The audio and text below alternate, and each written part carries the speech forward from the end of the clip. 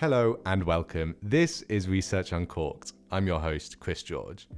In this show, we're going to be exploring the lives, experiences, and research done by early career researchers. Research can be a stressful and heavy job, but this podcast doesn't have to be. Therefore, each of my guests is going to come with a drink of their choice. Because if we've learned anything from conferences, it's that networking works better with wine. So in each episode, my guests and I are going to be exploring their research field.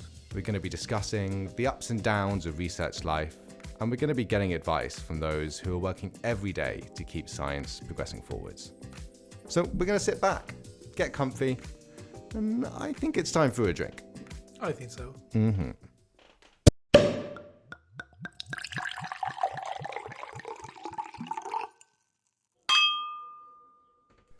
Hello and welcome to the podcast. Today we have Xavi Marcos Fa with us. Welcome. How are you doing? Very good. Bit scared, but should be fine. Don't be scared. We have a drink to calm your nerves and a bunch of questions that will hopefully get us moving. So what have you brought us to drink today?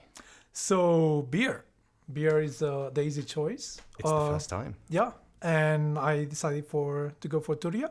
It's from Valencia. I'm not from there, but I love the taste.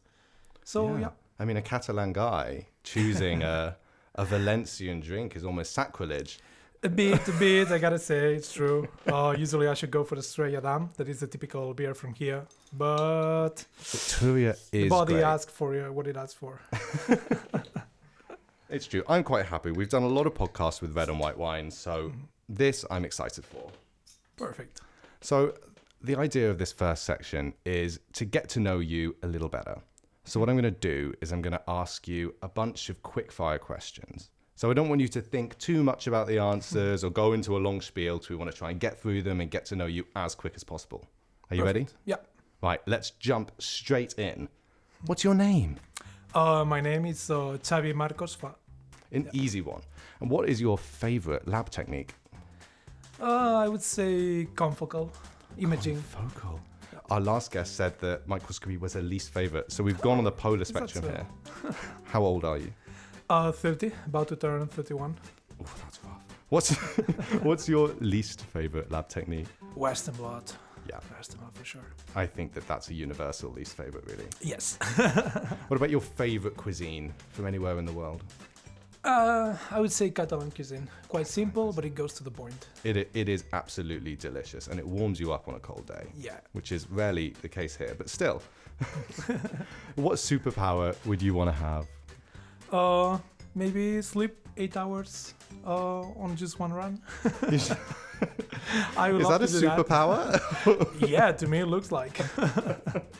Well, fair enough. A good night's sleep is a new superpower. So where did you grow up? I grew up in Llançà, my town. It's in Costa Brava. Okay, so here in Catalonia. Full of tourists, but it's very beautiful. It sounds lovely. Do you enjoy writing? I would say so, yeah. Yeah? Yeah. You don't really sound convinced on this one, Xavi. Nah, yeah. It's okay. Do you want to stay in academia? That's the question. I would prefer not to answer right now. Fair enough. We'll see. It's a problem for filters, Xavi. Ask me again in a couple of years. Yeah, we'll get there. Beach or mountains? Mountains. Too hot or too cold? None. None. Is that an option in the Just middle? the middle? No, Yeah. no. Come on, too hot or too cold? Too cold. Okay. Yeah, I think that's wise. Do you enjoy presenting or do you dread it? I dislike it. I'm a bit shy. Yeah. Yeah. Fair enough. Well, it's a great thing that you're coming on. Yeah. It's not like I'm forced against my will or anything. Yeah. I just offered you beer, way to get you there. Do you think you read enough papers? Yes. Yeah. I realized at this point that it doesn't have to be like reading 5 papers a day. Yeah. So the amount that I'm doing is good enough. Yeah. Fair enough. And are you a Gilson user or are you an other pipette user? Ooh, good question. I grew up, my first experiences in the lab with shitty pipettors, but now I'm with Gibson. and I think that they all do the same. Fair enough. Yeah. Fair enough. It's a dividing question, this, because some Yeah. people are very pro-Gilson, some people are very anti-Gilson. Yeah. You know, I don't want to go too far in case they want to sponsor us, you know, but No, they are fantastic. Best people in the world, yeah. anything for a price. Yeah. Pay the promo, Gibson. So I think that's enough small talk. We have got to know you a little bit. And what we're going to do now is we're going to have a little talk about the science that you're doing now in the lab in a section that I like to call the deep dive. So this is the deep dive. We're going to be talking about your research topic. So what is the area of research that you're in at the moment? At the moment, B-cell biology, Okay. specifically one immunoglobulin that is called immunoglobulin D, IgD for friends. So yeah, that's it. IgD, is this a specific type of Ig? What's the difference between that and, say, your normal IgA? So we have B cells that produce and secrete antibodies. These antibodies are immunoglobulins. They have a long range of functions. We have IgA, IgG, IgM, IgE, and IgD. So for IgD, little is known. There are some reasons why, but it has been forgotten for many people on the years. It was first discovered like 50 years ago, but no one is really studying it. So we are checking what functions might have and which is the possible receptor. All right. Why is nobody studying it if it was discovered 50 years ago? Yeah, it's just because it's very difficult to study because of the lack of a receptor. An immunoglobulin, it's on your blood, it's on your mucosas, on your tissues, and it usually binds pathogen, bacteria, or particles, whatever, and it can just cover it, so those pathogens cannot work, or it can be bound by a receptor and then exert some function into cells. Yeah. So all of the other subtypes have functions, have receptors on its own, but IgD does not. So yeah, What? super weird. So the whole human genome was sequenced a while ago, and we know that we have seen the receptors for all the other immunoglobulins, but IgD, we haven't found any. That's super weird. So Yeah. in what context are you studying this immunoglobulin? How? Our hypothesis is that it works in a context of tolerogenic responses. Okay. So to educate the system, like telling this that was bound by IgD, it's good. Keep it. Do not overreact against it. Okay. So kind of like a checkpoint inhibitor or, kind of like an immune checkpoint sort of thing, but in the form of an IgG. Yes. IgD. IgD. Yeah. I'm sorry. So used to saying IgD. So what would you say is the big scientific question behind your PhD thesis? Okay, so Sorry, that's a good one. It's a big one. It's a nice one. Yeah. You got to focus for the thesis, you know. Yeah. Every time. So in our group, we described that this IgD is inside some effector cells, call it basophils, very important ones. But how does it get in? You know, in order to get internalized, you need a receptor, and it's not described in our genome. So to contextualize this, IgD was one of the first immunoglobulins to appear in the development of adaptive immunity. So at the time, it could be that there was no receptor. Those have been created later on. So it can be that it's using some form of multiprotein receptor that helps it in getting internalized. Okay. Yeah. So we think that because of being in basophils, there are cells that are specialized in the granulation to kill everything. Yeah. That IgD might attenuate these responses. So we work in the context of allergies, of just keeping commensal bacteria, and even in some diseases, they have on children diseases, they have this syndrome called FAPA and hyper IgD syndrome. Right. That it's about. Do you say hyper IgD syndrome? Yes. Okay. Yeah. This is how it has been characterized because it has super high levels of IgD, but it has nothing to do with the actual disease. The actual disease is that you have periodic fevers. Okay. And in response, you have high levels of IgD. So it could be that it's in order to attenuate those fevers. Yeah. So how are you going about answering this question? So what's your experimental design to get this working? Yeah, so at the beginning I was working with basophils. Terrible job. Because, there are actually so few basophils on blood. Since they degranulate so much, they tend to die super quick. Oh, okay. And not all of them could bind and internalize IgD. So while checking basophils, I found another subtype, one that is super important for innate immunity. And in this subtype, they were full of IgD and in all of the donors that we have checked. So this reinforces the idea that there must be a receptor for it. Yeah. So how I work, it's I get blood from healthy donors and allergic donors or of these children as well.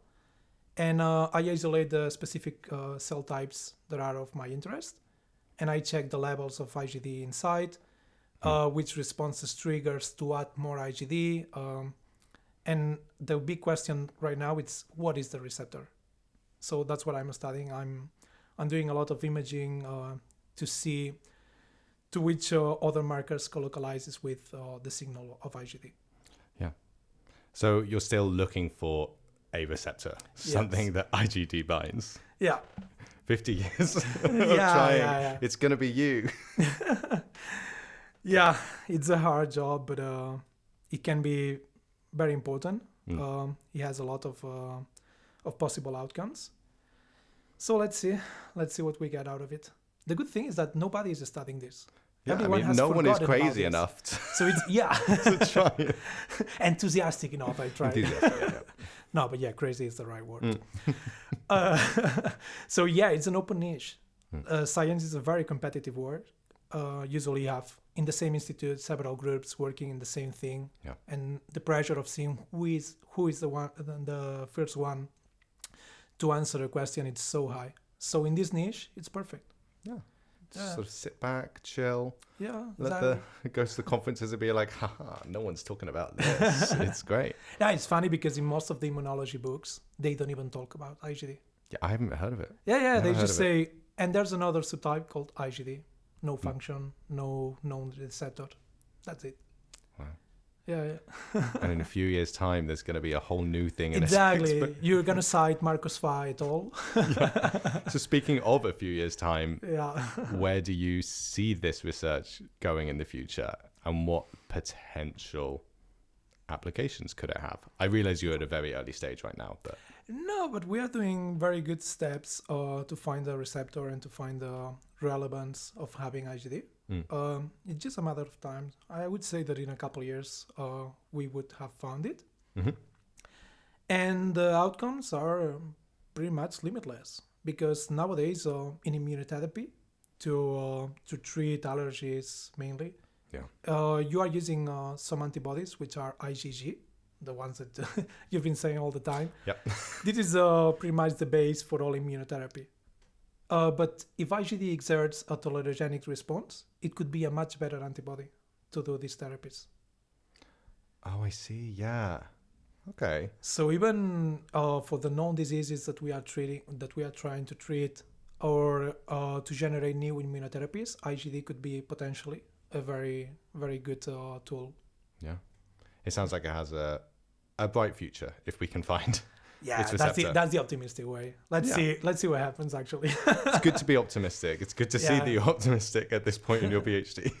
No, now is the Xavi speaking is the one that has to ask for grants.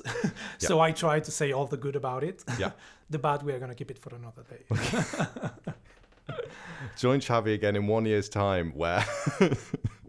Let's see if I'm on nature or if I'm in the actual nature, Yeah. If I quit everything and I go to the mountains. We found him living in a hut in the mountains. In the cabin. In a cabin, right? Yeah, growing my own vegetables. That would be nice. It's my second plan, if this doesn't work out. Well, that sounds lovely.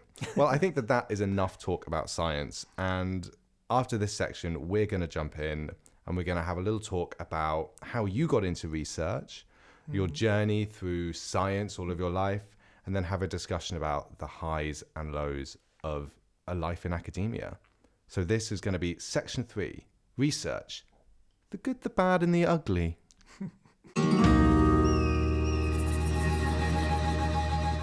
So how did you get into research? Have you always had an interest in science as a kid? Yeah, I was interested. I actually wanted to do architecture. I don't know how did I end up here. I think that it was too much watching How I Met Your Mother. I wanted to be like that. Yeah. But no, in the end, I decided biology. I mean, as a kid, I was this type of very, I don't know how to say it in English, but that I keep asking questions, and that's why. Yeah. Till an exasperating point, I guess, from my family. But yeah, I keep asking questions. And even when we were getting biology at the school, even if they explained the whole thing, I was like, and why? Because this, why? Yeah. So yeah, biology sounded like a good choice to focus on those questions. Yeah. So you studied biology at school. When was the point when you sort of thought, I'm not going to study architecture, I'm going to stick with biology? Was it quite young? I remember I was having a terrible hangover when picking what career I wanted to do at university. And I had all the options there, and that was the exact day, I said, okay, biology. Biology. Nice. Yeah. So just right before university. It's not like it was a lifelong dream. Yeah. But on the long run, I think that it's worth it. So you studied biology. Were you studying here in Barcelona or? Yeah, in Autónoma University, Yeah. which is outside of Barcelona, just like 15 minutes away. But it's nice because at least you have the forest, or you have more green, which is what I miss in the city. Yeah. So you didn't grow up in Barcelona, you grew up sort of... Yeah, I grew up in a very small town in the coast, and in there we have a farm. So it was nice. It's a complete different style of life. Yeah. But a combination of both, it's kind of nice, I would say. Yeah. So when was the first time that you worked in a lab? Was it, and what was it? Yeah, in a lab, like professionally, I would say 2017. And I was technician. So usually right after you get out of college and you get your degree, you have to choose a PhD, which is a very hard investment. Yeah, it really is. You need to be 100% sure that you want to keep doing that for 4 years. And I didn't know what to do. At the time, I did not find a topic that for which I could sacrifice myself for 4 entire years. So I just kept doing technician positions in different labs to see what's around, different techniques, different subjects of study. It was nice. I think it was a good idea, because if not, if you start one thing and you're not 100% into it, it can be a very, very hard thing to do in a PhD. For sure. Because one of the questions I often ask is, how did you navigate finding the right lab for you? And it seems like you found it, you did it in such a great way of actually trying all of the labs and experiencing what they're all like. It's not all good. No. Because then I get to start a PhD at 28 years old. PhD salaries are shitty. The schedules that we have to do are shitty. Yeah. And when you are growing older, it's not that old, but still it's not the same doing it at 24 than at 28 or 30. Yeah. I mean, it's never too late to do it, that's for sure. But you gotta be able to understand and accept the conditions that it's gonna be in. Yeah, makes sense. So you said that you worked in a lot of labs as a technician. What's your takeaway from it? What did you think what should you look for when you're looking for a lab, essentially? What was your experience? Something that motivates me. That's what I was looking for. I started with genetics, but it's actually like not something really accurate. Unless you're studying like diseases in humans. But I was working on yeast and bacteria, so I didn't enjoy it. Then I moved to another lab that was about monkeys Okay. to see evolutionary stuff. But in there, my job was like 100% technician. There was no research involved, actually. It was just getting from A to B. So I didn't like it there. And I did a couple more things. One as bioinformatician, but just to get a job to cover some time. And I decided finally to move to immunology. That always attracted me. And this is where I am now. Yep. Nice. Well, do you have any tips on what to look out for in a lab group when you're trying to pick the right group to work with? Even if you do an interview with the PI, it's never enough. No. You always have to talk to the people, the actual people of the lab, to see which is the day-to-day, if they are nice, if they are not. You know, if they appear from far away with some paper saying, run, get out of here now, be scared. Yeah. No, just joking, but it's a very important thing to do. Some people are shy about doing it, but 100% of the people should do it. Yeah. And another thing, just more practical, check the papers that they have published in different journals to see the level that they have. It's not always like 100% representative of the research they do, because publishing is a shitty world. Yeah. But it can give you an idea. Like, an example, if they are putting all the people in the lab, it means that they are all participating in the projects, which is nice. They don't have like competition between them inside the same group, which is terrible. Yeah. If you have to spend, science is not an 8-hour workload day, you know. It's more hours. So in the end, you really need to focus on getting to work with people that you are comfortable with. Yeah. Yeah.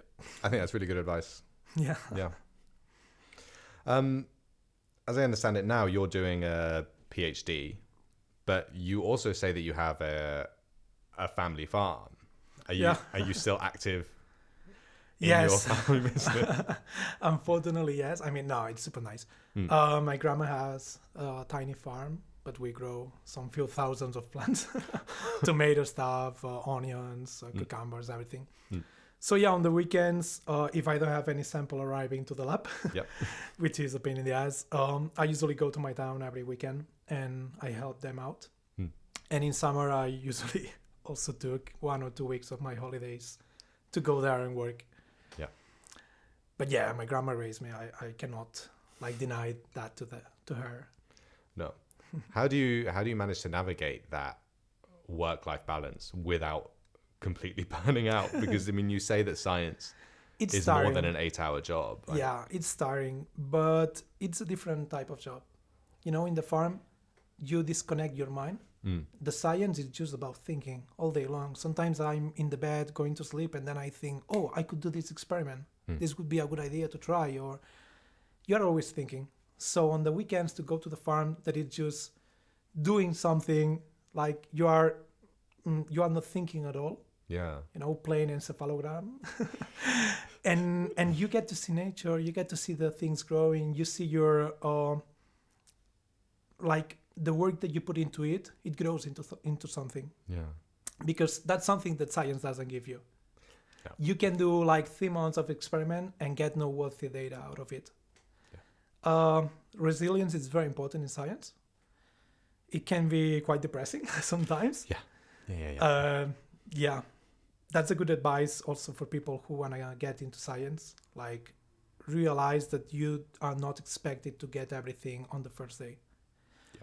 That you need to have resilience, that you need to learn how to deal with failure, and even get help if you need it. And it can be from the people in your lab, your lab mates, or even from the outside. Doesn't matter. Yeah. But for me, this decompressing stuff, it's the farm. Yeah. So it's almost like, for you, it's not an extra chore. It's more like an escapism. Yes. Oh, that's really nice. That would be the right way to put it, Yeah. So I've always sort of heard you talk about it and thought, goodness, that sounds horrendous. I can't imagine working all weekend. But the way you put it, it sounds very nice. Yeah, it's like some kind of therapy. Yeah. It's also exhausting. I'm not gonna lie. Yeah. But it's nice in a way, yeah. Yeah, I remember just seeing you in the summer after being out on the farm, just being the most tanned I've ever seen you in your life. I mean, yeah, Spaniards have fame to be super tan, but to me, spending so many hours in there, yeah. It looks nice, but then the people, when I get back to the lab, they are all like, oh, you took your whole holidays going to the beach, right? And I'm like, not quite. I get my tan in a different way. You're also improving in your tan. Thank you. As a British, I remember the first days, you were getting like such a sunburn. No, but it's now true. it's way better, yeah. It's true. What I realized is that I can sunbathe in the spring when it's not really hot. So I get a great tan in the spring. And the second it's summer, if I'm out for 10 minutes, I'm going to turn into a lobster, a gambas giddy. So don't do that anymore. Back to science. Yeah. So your PhD, has it been what you expected it to be? Or have you had any like realizations about this field of work while you've been doing your PhD? Everyone tells you when you are thinking about doing a PhD that it's terrible choice. No, not quite. No. But like it's gonna imply a lot of sacrifices. That's for sure. You're gonna cry a lot in the long run and even in the short run. So for me, my specific PhD, I kind of knew what I was getting into because I didn't get a fellowship at the beginning. Yeah. So my salary was coming from another project. We were doing a collaboration with some company. And it implied me that I had to do work for them while working on my PhD. Oof.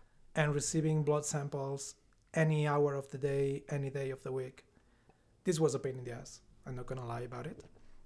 But it was what I accepted in the end. I knew where I was going. So yeah. And now how I'm doing now is like I get into so many projects that sometimes I don't have time for my PhD. That's a bad thing. Yeah. But I quite accepted that it's what it takes to get to do what you like. Yeah. What do you even love? Because science, shitty as it can be, it's quite rewarding. You are doing things that nobody is doing. You know, that's the essential point of doing a PhD, like to develop a topic that nobody is working in. Yeah. And you get to do stuff for the first time in history. It can sound quite obnoxious, but it's true. I mean, that's the whole point of publishing is because I've done this, no one else has. Here's what I found. Exactly. You're right at the cutting edge of science. Yeah. That's quite nice when you get to see something, and if it matches with your hypothesis, even better. Yeah. And if not, you're just gonna rewrite your hypothesis. No, but it's nice. It's nice. Yeah. I usually bitch a lot about science and PhD at work. Yeah. But on the end of the day, the weeks that it works are the more amazing things ever. Yeah, I mean, it's a job that gives you some of the greatest highs that you can get, while also giving you some of the deepest lows, right? Yeah, exactly. Right. Yeah. In general, talking about working in academia, moving forward into the future, sort of next 5 or 10 years, what would you want to change in the way that sort of research in academia works to make it more positive for us workers who are doing the research every day? That's a very good question and a super hard one. Yeah, I'm sorry to just spring it on you. So why would it change? The hours. Yeah. Like many other countries do 5, 6, 7 years PhDs. And here in European countries, there are many that you have 3 or 4 years. So the pressure is super high. You are always told by PIs, principal investigators, or by postdocs that if you want to succeed, you have to work twice as the next person, you know, to be able to have a differential factor on your work. Yeah. This is not healthy at all. No, it's not. Not at all. It can put you in a very bad spot, and there's no need. There's no need. I mean, science are long projects, always. It's not a thing that you can do like in a couple days. Yeah. So it makes no point moving from 4 to 5 years. Because working Saturdays, Sundays, working 10, 12, even 14 hours a day is not healthy for anyone. No. At all. So yeah, that's the main thing I would change. As in, you would you'd prefer the PhD to be longer, as in longer in duration, Yes. so you could work shorter hours. Yeah. But there would still be this But then you sort of move into that territory of when can it end, and when does a PI, when are they abusing you and just using you as cheap work? Yeah, then also we should visit the wages that we get, which are shitty. That's another bad point of starting a PhD at 28, 30 years old. That at that point of life, you want to do a lot of stuff. And the salary that you get from a fellowship or just by doing your PhD is not enough. No. Never is. Especially the hours and the important research that you're doing. Yeah. And if I could add another thing regarding on what I would change, you got to think that even if we put more years into PhDs, there's also the chance that the PI expects you to still work 10, 12 hours a day, but just for longer time. Yeah. So yeah, some management courses for PIs would be nice. That is a great I gotta say that, not because I'm afraid of my PI seeing this, but my PI is a nice one compared to what I've seen in other groups. Yeah. But there's also these speeds that you should work a lot, because the only ones that manage to be PIs, the ones that are now PIs, are the ones that went through terrible shit. You know, some other PIs told me, like, when I was doing your job, your PhD, technician, whatever, I was also working a lot of hours. And my answer is always, and did you enjoy it? Did you enjoy spending the best years of your life, your 20s, 30s, living in the office or in the lab? And then they say, not quite. So why would you make the new students go through it? Exactly. Yeah. I mean, at the end of the day, a PhD is meant to sort of be a training for you to become a scientist in the future. Exactly. And sometimes you're expected to just be a producing machine. Yeah. That's not healthy. No. Yeah. So in a way, perhaps labs need to have more funding for permanent positions like technicians or staff scientists who can do, have the time to do that brunt work that is often given to PhD students, which frees up the time for the PhD student to train and do their project, which is what they're there to do. But that's another field to talk about, the money in science. At least in Spain, they put like 1% into all type of science, not just biology or biomedical science, but everything is just like 1%. Yeah. The thing is that science, it takes a long time. So why would politicians invest in something that is gonna be it's not going to be beneficial for them because it's gonna work on the long run? Yeah. Like 10, 20 years from now. Yeah, that's a shitty thing. And also the bureaucracy of having to apply to grants. It's such a tedious thing. Of course, you cannot just ask money. No. Like, give me money. Give me millions. No, you cannot do that. Wouldn't that be lovely, though? Yeah. Wouldn't that be lovely? Yeah. That could be a new question. Like, what would you do if you get 1 million euros? No, even 1 million, I think that it's not enough to cover some projects. No. And my friends are like, come on, why are we paying you? You know, there's this mentality that since we are getting paid by governments, that it's somehow a waste of money. But it's super beneficial. I remember this study that said that every euro that gets back, that gets into science, it returns 20 euros in the future. Yeah. You know, in terms of better treatments, better understanding, everything. Yeah. It's super beneficial. Just a healthier population as well, you know? Yeah. At the end, if we all die, what will we leave behind, you know? Yeah. What we develop it as humanity, the knowledge. The knowledge is such an important thing. Yeah. Beautiful. Thank you.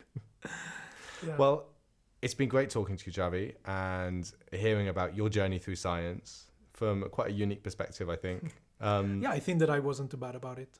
No, I was expecting you to be quite mean, but it was good. Yeah, I didn't expect that. You know, today was a good day. I think it shows that deep down you have a real love and passion for science. Yeah. Even if on your day-to-day it can be a stressful job.